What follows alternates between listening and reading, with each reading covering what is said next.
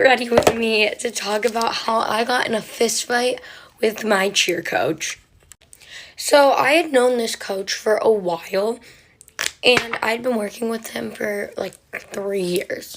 And we were at a cheer competition because he came to watch me compete. And we were just hanging out like before I had awards, and he made a bet with me.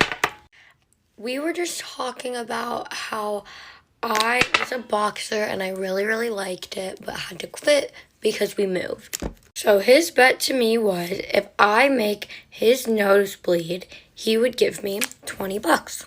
And you and me both know nothing was getting in the way of Giada's $20. So my way to catch him off guard so he wouldn't know the punch was happening. So from when we made the bet, I waited like 30 minutes before I did anything.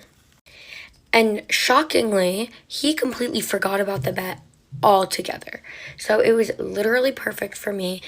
And I was walking up to him. So at first, I just walk up normally, don't do anything to him, and I start like touching him, just like poking him, whatever. Just to test him, to see if he'd like flinch because he thinks something's about to happen. But he didn't. He just thought I was being normal. So a couple seconds later, I go in, quite literally, for the punch. I take my fist and I ram it into my coach's nose. So after I punch him, he's in shock. He's like, "Why did you punch me? Like, why would you have done that?" And I was like, "You bet me to." He's like, "I didn't bet you to punch me. I wouldn't have done that." And my mom's like, "Actually, yeah, you did." And he was like, "What did I bet you?" I was like, "You bet me $20 that your nose wouldn't bleed." I swear to God, not even 2 seconds later, he runs to the bathroom with his bloody nose and starts crying. Mind you, this whole time I was in my cheer uniform. Like, everybody knew what gym I was going to, so anybody that saw it could have, like, said something.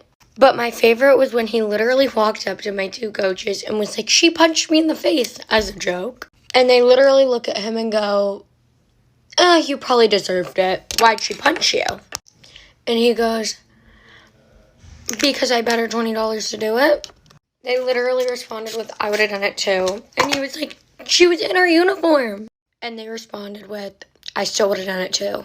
And that's the story on how I punched my cheer coach. Let me tell you about a time in high school I physically defended and protected my best friend against a gross guy at a party. And yes, I was homeschooled, but I was a part of this homeschool group, so that's how I was invited to all these parties and had friends. They were not like normal high school parties though. I didn't experience that till senior year. So at this particular party, I was probably 15 or 16 at the time, and it was at my friend's house. So parents everywhere, no drinking, nothing like that. And one of the guys there, we're gonna call him Cole, but he basically hit on every single female there was. Doesn't matter whether or not you're single, this dude did not care. And it wasn't even like a normal way. It was like he would just make super like perverted innuendos and jokes. I would just say like gross things to me and my friends. Dude was not pulling anybody with that. He would do this to me too, knowing that I wasn't single. What you need to know is I was pretty much already at my wit's end with this guy. So back to the party. It was a pool party, so we're all like in our swimsuits. On this particular night, this dude had like no chill. He just would not stop saying like the grossest stuff to me and my friends. His friend, who was a part of our group, was just sitting there laughing, like not defending any of us. And I was looking at him like, "Dude, get a grip on your friend." And if you're wondering, my parents weren't there, but like the parents that were there were all inside. They weren't catching any of this happening, and we were all like sitting outside by the pool. And I wish I could remember exactly what it was he said that pissed me off so much, but he said something to my best friend that was just like so rude and so gross. I could tell it upset her, and I was just like, no. So before I tell you what I did, keep in mind that to me this was not a big deal. I was like, something needs to be done about this and I'm gonna do it. I mean, sure, I could have used my words instead, but I just felt like it wouldn't have as big of an impact. So there was a bowl of cupcakes like right next to us, and they all had like a ton of frosting on them. They were like big cupcakes. So I grabbed one and I smashed it in his face. I thought everyone was gonna laugh and then he was gonna get the message and stop being gross. Well, my friends laughed, but he was really mad, like mad. So he looks up at me with this look that literally like gives me chills. In that moment, I was like, he is about to actually beat my ass. I have never seen rage like that to this day. I was terrified. So I did what any sane person would do, and I ran. I ran inside, locked myself in the bathroom, and then contemplated what the hell I was gonna do next. I also knew it was only a matter of time before all the parents found out about it, which I still thought shouldn't be that big of a deal. So like 10 minutes later, I'm like sitting on the bathroom floor contemplating what to do. And one of my friends walks in, and she was like, Jessie, why would you do that? And I was like, because he was being gross to my best friend, and she turned him down, and he needed to stop. And she was like, yeah, well, now all the parents know, and they're all mad at you. And I was like, why? Anyways, I was like, why? If anything, they should be mad at Cole because he was the one being gross to all the girls. But apparently the parents didn't care about that. So I finally come out of the bathroom, and it's like super awkward in the kitchen. Cole is standing in there too, and he looks super pissed at me, but he's like not doing anything because the parents are around. And I'm like, great, obviously they're all on his side because he talked to all the parents first, which I wasn't even planning on doing. Like, I didn't think this was such a big deal. And I go home and I'm talking to my parents about it, and I'm like, this is what happened, and now all of my friends' parents are like mad at me. And my mom was like, well, you know, you probably shouldn't have done that. And I'm like, yeah, I know, true, I could have used my words, whatever. And she was like, but he had it coming. And my dad just laughs and he gives me a fist bump and he's like, nice. Anyway, I thought the whole situation was blown out of proportion. In my mind, I was like, it's just a cupcake. I knew there was other ways I could have gone about defending my friend, but I thought it was funny.